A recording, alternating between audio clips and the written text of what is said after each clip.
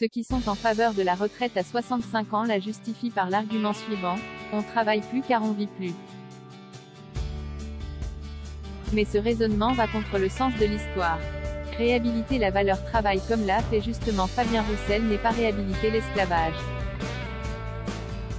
La droite a fait semblant de penser qu'il venait sur son terrain, et une gauche qui n'est pas la nôtre, mais qui s'apparente plutôt à une police des mœurs made in Téhéran, avec contrôle des corps et confusion entre la sphère privée et la sphère publique, a fait semblant de voir là une droitisation du PCF. Les choses, si elles en avaient besoin, vont se clarifier.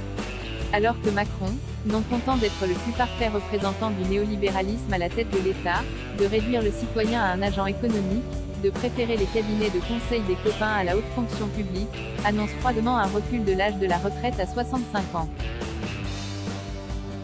Peu importe que nombre de Français en soient réduits à faire des choix entre se nourrir et se chauffer, ce sera 65 ans. Et comme d'habitude, le chef de l'État est soutenu par le cœur des économistes de plateau qui vous expliquent qu'il n'y a pas d'autre solution, quand bien même un récent rapport du Corps Conseil d'orientation des retraites, qui n'est pas particulièrement un organe peuplé de hippies zadistes, affirme, chiffre à l'appui, qu'il n'y a pas le feu au lac. Nos économistes de plateau aiment d'ailleurs en appeler à la responsabilité des uns et des autres et leur dire que ce n'est pas possible d'avoir un tel train de vie. J'ai toujours trouvé gênant, pour ma part, les appels au serrage de ceinture et autres leçons de morale lancées par des gens qui gagnent 15 ou 20 000 euros, à ceux qui en gagnent 10 fois moins. Ce n'est pas la décence qui les étouffe. Seulement, là, malgré tout, on sent que ça ne va pas se passer comme ça. Même la CFDT habituée à négocier le poids des chaînes, refuse le diktat des 65 piges.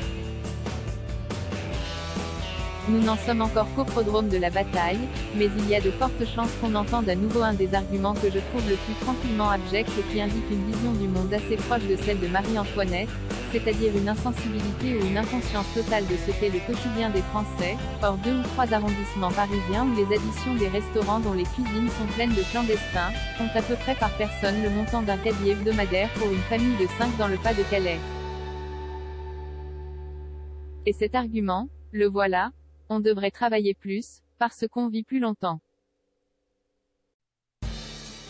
Outre que cela demanderait à être nuancé, l'espérance de vie en bonne santé ne bouge pas, elle aurait même tendance à régresser, c'est nier de toute manière tout sens de l'histoire.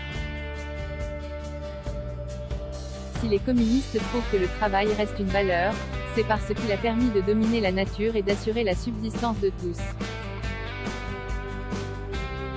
Le marxisme, ce n'est pas bosser ad vitam aeternam, les générations passées se sont sacrifiées pour les générations futures, pour que l'humanité puisse se reposer et connaître ce que Hegel nomme joliment le dimanche de la vie.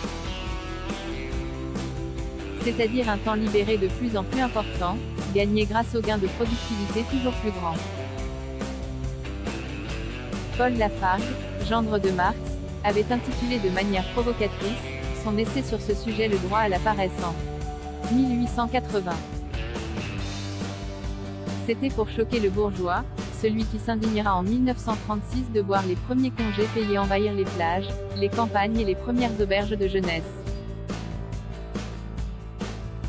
Mais la paresse dont parle Lafargue, c'est ce temps gagné par le monde du travail au profit du capital et qui devrait, en toute justice, lui être redistribué sous forme de temps libre dont il fera ce qu'il voudra. Si, déracinant de son cœur le vice qui la domine et avilit sa nature, la classe ouvrière se levait dans sa force terrible, non pour réclamer les droits de l'homme, qui ne sont que les droits de l'exploitation capitaliste, non pour réclamer le droit au travail, qui n'est que le droit à la misère, mais pour forger une loi d'airain, défendant à tout homme de travailler plus de 3 heures par jour, la terre, la vieille terre, frémissant d'allégresse, sentirait bondir en elle un nouvel univers. 3 heures par jour. Les derniers jours des pauvres price, 20,90 €